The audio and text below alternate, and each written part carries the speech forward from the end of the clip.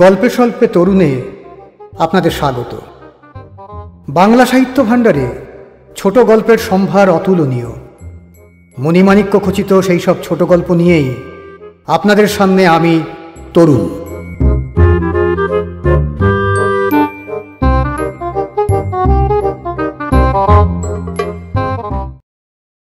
আজকের গল্প বনফুল রচিত ব্যতিক্রম।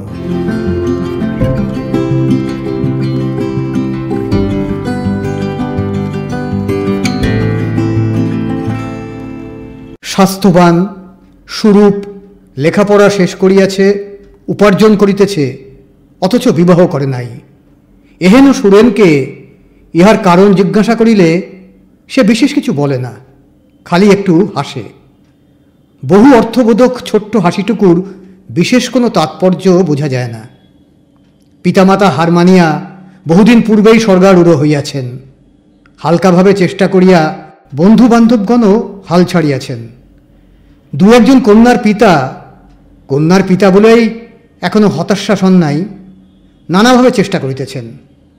কিন্তু তাহাদের চেষ্টাতেও সুরেনের কৌমার্যব্রত ভঙ্গ হইবে বলিয়া মনে হয় না।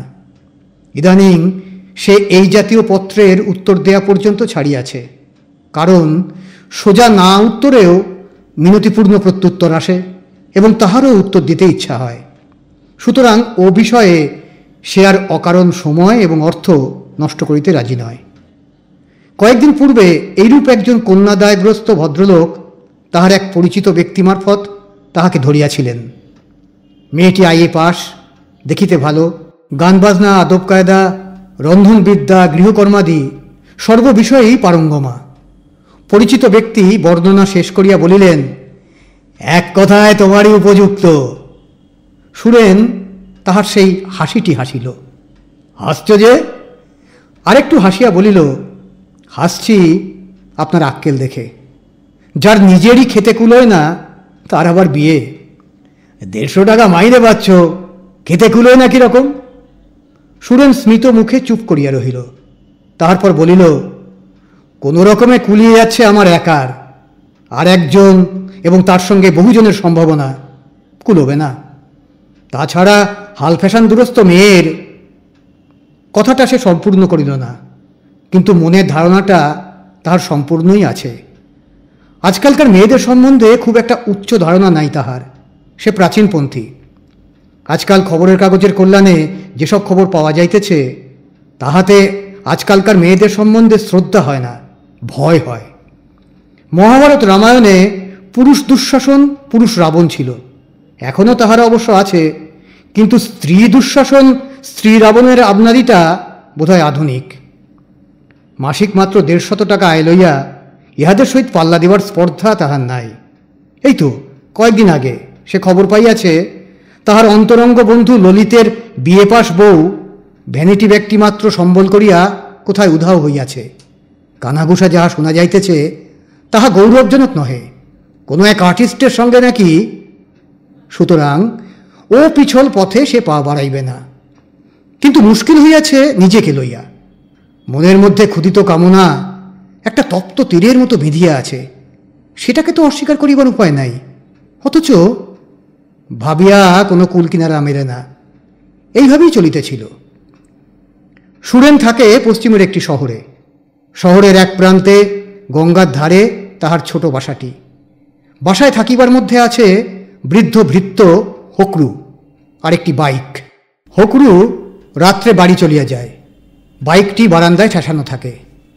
2 বেলা খাইবার সময় পাড়ার একটি অজ্ঞাত কুলশীল কুকুর আসিয়া উঠানে থাবা পাতিয়া উন্মুখ হইয়া বসে। গভীর রাত্রে সঙ্গোপনে একটি বিড়ালও যাতায়াত করে। মাঝে মাঝে 2-1 কন্যাদায়গ্রস্ত লোক অথবা ওই জাতীয় কেহ আসেন। এতদ্ব্যতীত সুরেনের বাসাটিতে অপর বিশেষ কাহারও গতায়াত নাই। তাহার কারণ বোধহয় সুরেন লোকটি পারিপার্শ্বিকের তুলনায় একটু বেখাপ্পা গোছের শিক্ষিত এবং মার্জিত রুচি। সাধারণ লোকের সঙ্গে কেমন যেন তাহার মিলে না। অপরিচিত প্রতিবেশীদের বৈঠকখানার অনাহূতভাবে গিয়া দাদা খুড়া মেশো পাতাইয়া হুঁকা হস্তে তাসের আড্ডা গুলজার করিবার মতো স্বভাব তাহার নয়। সে একটু মুখচোরা স্বভাবের লোক এবং সম্ভবত একটু অহংকারীও।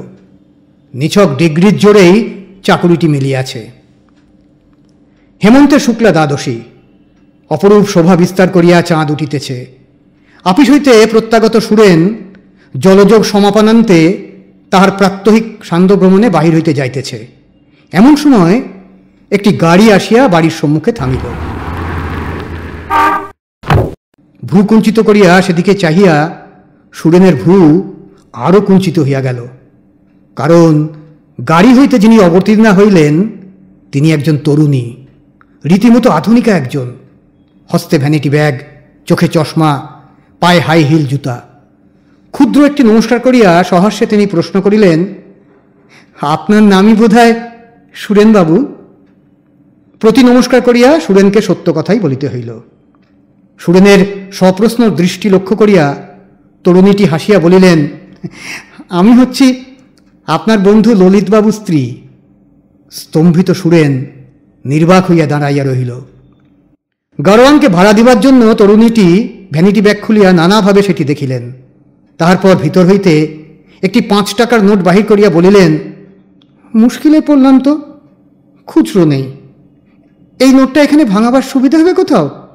কাছাকাছি কোনো দোকান টোকান আছে? সুরেন বলিল, ভাড়া দিয়ে দিচ্ছি আমি, খুচরো আছে আমার কাছে। গাড়োয়ান ভাড়া লইয়া চলিয়া গেল। সুরেনের আহ্বানে বন্ধু ললিতের স্ত্রী সুরেনের বাহিরের ঘরটিতে আসিয়া উপবেশন করিলেন। আহ্বান করিতেই হইল, ভদ্রতা বলিয়া একটা জিনিস আছে তো, হাজার হোক ললিতের স্ত্রী। বলা বাহুল্য, এরূপ আকস্মিক আবির্ভাবের জন্য সুরেন মোটেই প্রস্তুত ছিল না। বিনা ভূমিকায় হেমন্ত সন্ধ্যার চন্দ্রোদয় লগ্নে ললিতের গৃহত্যাগিনী স্ত্রীর অভ্যাগম, তাও যে সে স্ত্রী নয়, রীতিমতো রূপসী। সুরেন অভিভূত হইয়া পড়িল।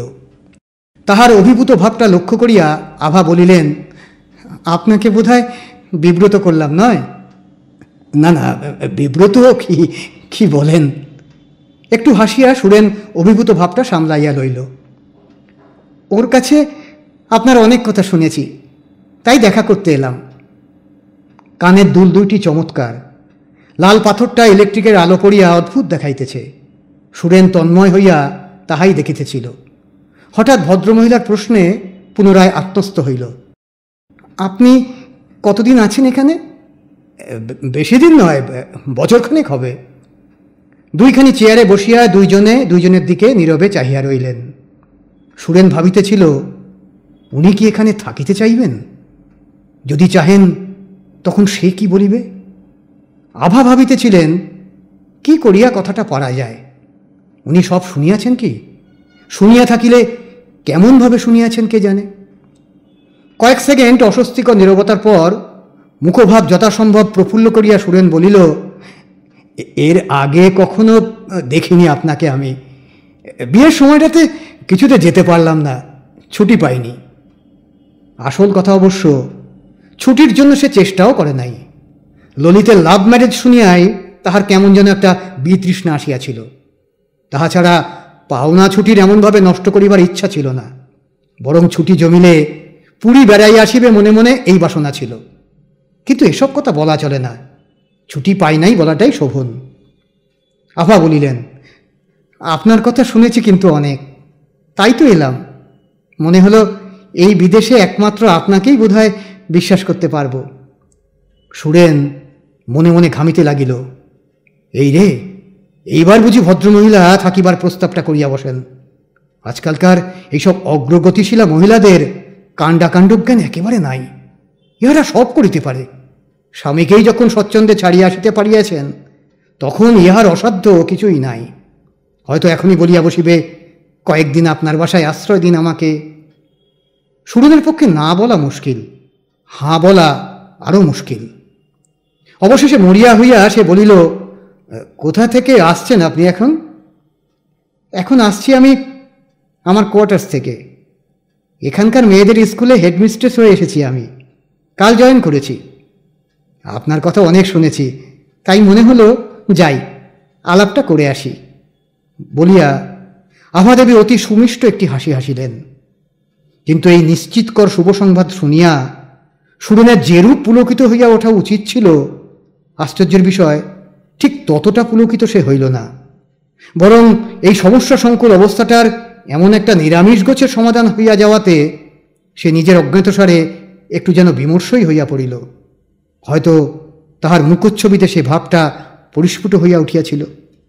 আভাদেবী বলিলেন, সত্যি অসময়ে এসে আপনাকে বিরক্ত করলাম বোধ হয়। কোথাও বেরোচ্ছিলেন নাকি? না না, বিরক্ত হবার কিসের। এইরূপ ভাষা ভাষা আলোচনা খানিকক্ষণ চলিল। তাহার পর আভাদেবী বলিলেন, আজ এইবার উঠি, আবার আসবো এখন মাঝে মাঝে। হকরু গাড়ি ডাকিয়া দিল, আভাদেবী চলিয়া গেলেন।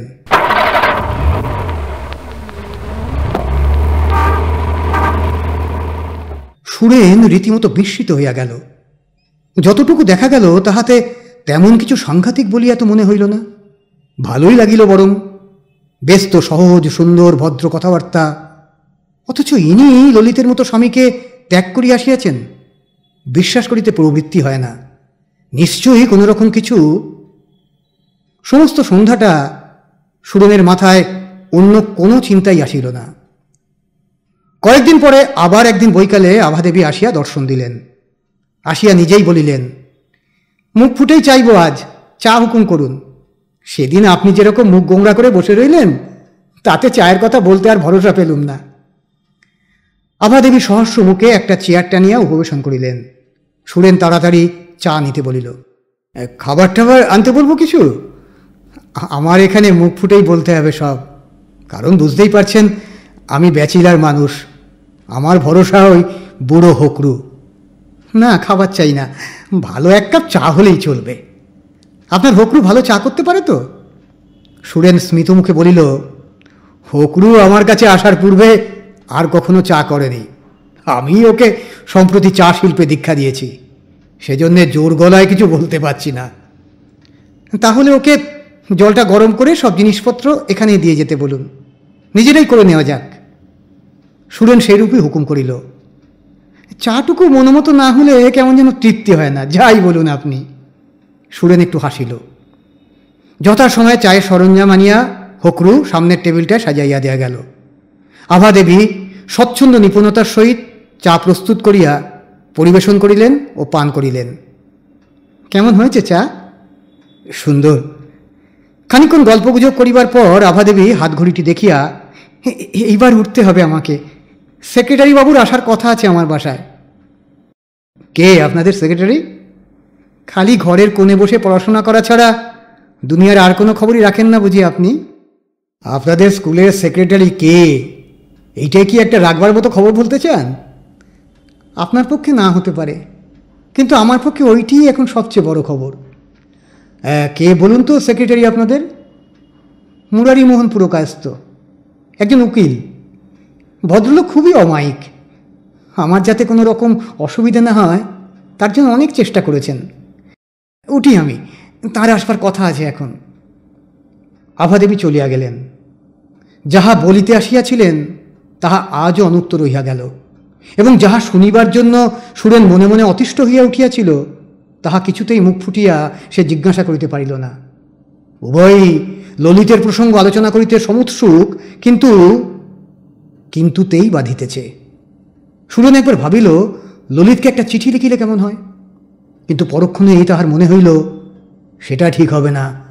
তাহার স্ত্রী এই শহরে আসিয়া চাকুরি করিতেছে, এবং আমি তাহা জানিতে পারিয়াছি শুনলে ললিত হয়তো অত্যন্ত মর্মাহত হইবে। দরকার কি অনর্থক তাহাকে খবর দেয়া? কিন্তু এই পুরকায়স্থ লোকটা কে? আরও মাসখানেক কাটিয়াছে, ললিতের প্রসঙ্গ উত্থাপিত হয় নাই। আভাদেবীর কথা বলিতে পারি না, কিন্তু সুরেনের কাছে আভাদেবী এখন মুখ্য, ললিত গৌণ। আভাদেবীর সংস্পর্শে আধুনিক শিক্ষিতা মহিলাদের সম্বন্ধে তাহার মতামতের উগ্রতা কমিয়া গিয়াছে বলিলেই ঠিক বলা হয় না, মতামত একেবারে বদলাইয়া গিয়াছে। সে এখন ভাবে আভাদেবী যদি শিক্ষিতা মহিলার নমুনা হন, তাহা হইলে সমাজে শঙ্কিত হইবার কারণ নাই, আনন্দিত হইবারই কথা। সুরেনের দৃঢ় ধারণা জন্মিয়াছে ললিত ঘটিত ব্যাপারটার নেগুড়ো একটা কোনো রহস্য আছে। মোট কথা, আভাদেবীকে তাহার ভালো লাগিয়াছে, এবং ভালো লাগার যৌক্তিকতা সম্বন্ধে সে নিজের সঙ্গে নানারূপ জটিল তর্ক করিতেছে। অকস্মাৎ তাহার মনে হইয়াছে, যাক, কি মনে হইয়াছে তাহার নাই লিখিলাম, আমি গল্প লিখিতে বসিয়াছি, কাব্য নয়। আজকাল সন্ধ্যার সময় সে আর বেড়াইতে বাই হয় না, বাড়িতেই থাকে। আভা অবশ্য রোজ আসেন না, কিন্তু যদি কোনো দিন আসিয়া ফিরিয়া যান সেটা বড় অন্যায় হইবে। ইহাই বর্তমানে সুরেনের মনোভাব। আপনারা হয়তো আশ্চর্য হইতেছেন, কিন্তু সবচেয়ে বেশি আশ্চর্য হইয়াছে সুরেন নিজে। মাস 2 পরে উপর্যুপরি 3টি সন্ধ্যা বৃথা গিয়াছে, আভাদেবী আসেন নাই। চতুর্থ সন্ধ্যায় অত্যন্ত আকুল অন্তঃকরণে সুরেন বসিয়া আছে। এমন সময় দ্বার প্রান্তে পদশব্দ হইল। তাড়াতাড়ি ঘাড় ফিরাইয়া সুরেন দেখিল আভাদেবী নয়, বকের মতো পা ফেলিয়া ফেলিয়া মুরারিমোহন পুরকায়স্থ আসিয়া প্রবেশ করিতেছে। আসতে পারি কি? আসুন। পুরকায়স্থ মহাশয় আসিয়া উপবেশন করিলেন। এতেই পূর্বে আপনার সঙ্গে আলাপ করবার সৌভাগ্য হয়নি। আভাদেবীর মুখে আপনার অনেক প্রশংসা শুনতে পাই, তাই ভাবলাম একটু আলাপ করেই আসা যাক, মানে চক্ষুকর্ণের বিবাদ ভঞ্জন আর কি। গলা খাকারি দিয়া পুরকায়স্থ মহাশয় একটু হাসিলেন, চেয়ারটা আর একটু কাছে সরাইয়া আনিলেন এবং পুনরায় বলিলেন, মানে শুনেছি আপনি ওর স্বামীর একজন অন্তরঙ্গ বন্ধু। হ্যাঁ। কিছুক্ষণে নীরবে কাটিল, কিন্তু পুরকায়স্থ মহাশয় কাজের মানুষ, কাজের কথাটা পারিতে অযথা বিলম্ব করিলেন না। ভ্রুকুঞ্চিত করিয়া একটু নিম্নস্বরে বলিলেন, ব্যাপারটা কি খুলে বলুন তো, যা শুনছি তাতে তো মানে আমার মনে হয় ওসব মিছে কথা। যেন মস্ত বড় একটা ভুল ধারণা সংশোধিত হইয়া গেল। এইরূপ একটা মুখভাব করিয়া পুরকায়স্থ বলিলেন, তাই নয়। তারপর একটু উচ্চাঙ্গের হাস্য করিয়া তিনি বলিলেন, গুজবের কথা আর বলবেন না, আপনার মতো নিরীহ লোকের নামও ওর সঙ্গে জড়িয়ে কত কথাই না উঠেছে শহরে। তাই নাকি? আর বলেন কেন, অতি পাজি জায়গায়। সুরেন স্তম্ভিত হইয়া বসিয়া রহিল। পুরকায়স্থ মহাশয় বলিলেন, আজ তবে উঠি, ঘোষপাড়ায় যেতে হবে একবার। ওসব ছেঁড়া কথায় কান দেবেন না মশাই, নিজে নিজে ঠিক থাকলেই হলো। কোন ব্যাটার তোয়াক্কা করেন আপনি? হ্যাঁ, আচ্ছা চলি তবে আজ। বকের মতো পা ফেলিয়া ফেলিয়া পুরকায়স্থ চলিয়া গেলেন। আভাদেবী কেন আসিতেছেন না তাহা বুঝিতে পারিয়া সুরেন বিমূঢ়ের মতো বসিয়া রইল। শহরে গুজব রটিয়া গিয়াছে। তাহার পরদিন বৈকালে একটা স্টেশনারি দোকানে গিয়া অনেক নির্বাচন করিয়া সুরেন চিঠি লিখিবার প্যাড ও খাম কিনিল। দাম একটু বেশি দিতে হইল। এত দামি প্যাড ও খাম সে জীবনে এই প্রথম কিনিল এবং কিনিয়া আনন্দও পাইল। বাসায় ফিরিয়া ঘরে খিল দিয়া সে চিঠি লিখিতে বসিল। প্রথম 2-3খানা কাগজ নষ্ট হইল, লিখিয়া ছিঁড়িয়া ফেলিতে হইল। কিছুতেই ঠিক যেন মনোমতো হইতেছে না। শেষে অনেক ভাবিয়া, অনেক আশা ও আশঙ্কা লইয়া সে দীর্ঘ একটি পত্র লিখিয়া ফেলিল। লেখা শেষ হইলে চিঠিটি আদ্যপান্ত বার কয়েক পড়িয়া তবে সেটি খামে পুরিল। খামের উপর ঠিকানা লিখিতে যাইবে, এমন সময় দ্বার প্রান্তে পদশব্দ, সেই পরিচিত পদশব্দ। তাড়াতাড়ি চিঠিটা প্যাডের তলায় ঢাকা দিয়া সে তাড়াতাড়ি গিয়া কপাট খুলিল। আভাদেবী আসিয়াছেন। কি করছেন ঘরের ভেতর একা একা? সুরেনের মুখ দিয়া কথা সরিতেছিল না। সে নিষ্পলক দৃষ্টিতে আভার মুখের দিকে চাহিয়া রইল। হলো কি আপনার? অসুখ করেনি তো কিছু? না। চলুন ভেতরে বসা যাক, একটু সময় নেই বেশি হাতে। সুরেন একটু অনুযোগের সুরে বলিল, অনেক দিন পরে এলেন। হ্যাঁ, সময়ই হয়ে ওঠে না। আজ চলে যাচ্ছি, তাই দেখা করতে এলাম আপনার সঙ্গে। চলে যাচ্ছেন? হ্যাঁ, চাকরি করা পোষালো না। পোষালো না মানে? মুরারিবাবুর জন্যে। তিনি সেক্রেটারি কর্তব্য কর্ম সম্বন্ধে এমন সচেতন হয়ে উঠলেন যে রোজ সন্ধেবেলা আমার বাড়িতে যাওয়া তার নিত্যকর্ম হয়ে দাঁড়ালো। যাক, সে কথা অবান্তর। যে কথাটা বলতে এসেছি বলে যাই। অনেকদিনই বলবো বলবো মনে করেছি, হয়ে ওঠেনি। আপনি বোধহয় শুনেছেন আপনার বন্ধুকে ত্যাগ করে আমি চলে এসেছিলাম। কথাটা মিথ্যে নয়, ত্যাগ করেই এসেছিলাম। কেন এসেছিলাম সেই কথাটাই আপনাকে আজ বলবো। আপনাকে বলে যেতে চাই এই জন্যে যে আপনি আমার স্বামীর অন্তরঙ্গ বন্ধু এবং আপনার প্রতি আমার শ্রদ্ধা আছে। আপনি আমার সম্বন্ধে একটা ভুল ধারণা করবেন এটা আমি চাই না। সুরেন নির্বাক হইয়া শুনিতে লাগিল। আপনার বন্ধু লেখাপড়া জানা স্বাধীন মনোবৃত্তি সম্পন্ন মেয়ে বিয়ে করতে চেয়েছিলেন। আমি ঠিক তার আকাঙ্ক্ষার অনুরূপ ছিলাম কিনা জানি না। এইটুকু শুধু জানি আমাকে তার ভালো লেগেছিল, আমারও তাকে ভালো লেগেছিল। বিয়ে হয়ে গেল। বিয়ের কিছুদিন পরে তিনি তার এক আর্টিস্ট বন্ধুর সঙ্গে আমার পরিচয় করে দিলেন এবং সাধারণত যেমন গল্পে পড়া যায়, আমার বেলায় সত্যি সত্যি তাই হয়ে গেল। আর্টিস্ট বন্ধু আর্টিস্টিক কায়দায় আমাকে একদিন একখানি চিঠি লিখে বসলেন। চিঠি পেয়ে ভাবলাম স্বামীকে তার বন্ধুর কীর্তিটা একবার দেখাই।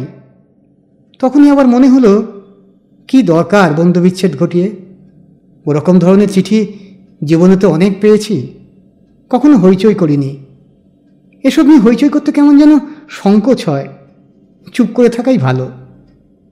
স্বামীকে কিছু না বলে চিঠিখানা ড্রয়ারে রেখে দিলাম। সেই হলো কাল, পুড়িয়ে ফেললেই চুকে যেত। হঠাৎ সেই চিঠি একদিন আমার স্বামীর হাতে পড়ে গেল। আমি তখন বাড়ি ছিলাম না। ফিরে এসে দেখি তুমুল কাণ্ড। আপনার বন্ধুর যে মূর্তি সেদিন আমি দেখেছিলাম তা আমি জীবনে কোনো দিন ভুলব না। সামান্য একখানি চিঠি, তার ইতিবৃত্ত কিছুই না জেনে তিনি এরকম ভাষায় আমাকে গাল দিলেন যে আমার ধৈর্যচ্যুতি ঘটে গেল। যে অবস্থাতেই ছিলাম সেই অবস্থাতেই বেরিয়ে চলে এলাম। আসবার সময় বলে এলাম, লেখাপড়া জানা রূপসী মেয়ে বিয়ে করবার উপযুক্ত তুমি নও। কোনো খুকিকে বিয়ে করে হারেমে পুড়ে রাখা উচিত ছিল তোমার। এই পর্যন্ত বলিয়া আভা চুপ করিলেন। তারপর আজ ওর চিঠি পেয়েছি। উনি নিজের ভুল বুঝতে পেরে চিঠি লিখেছেন ফিরে যেতে। আমিও কিছুদিন চাকরি করে বুঝেছি স্বামীর আশ্রয় ছাড়া আমাদের আর কোনো সত্য আশ্রয় নেই।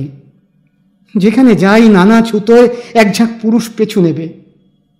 জীবনে কত রকমারি ধরনেরই যে চিঠি পেয়েছি তার ইয়ত্তা নেই। এখানে মুরারিবাবু তো আছেনই, আরও আছেন কয়েকজন ভদ্রলোক, নাম আর করব না। আভাদেবী চুপ করিলেন। তারপর একটু হাসিয়া আবার বলিলেন, আপনি দেখছি একমাত্র ব্যতিক্রম।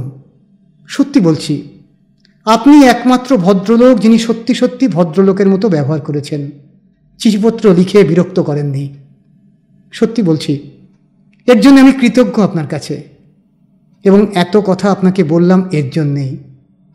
আপনার বন্ধু যা বলতেন ঠিকই দেখছি, স্ট্রিক্টলি পিউরিটান আপনি। এবার কিন্তু বিয়ে করুন একটা, বলেন তো সম্বন্ধ করি। সুরেন বিবর্ণ মুখে একটু হাসিবার ভান করিল। আভা হাতঘড়িটা দেখিয়া বলিলেন, ও মা, ট্রেনের আর বেশি সময় নেই তো, চললাম, নমস্কার, মনে রাখবেন। চলিয়া গেলেন।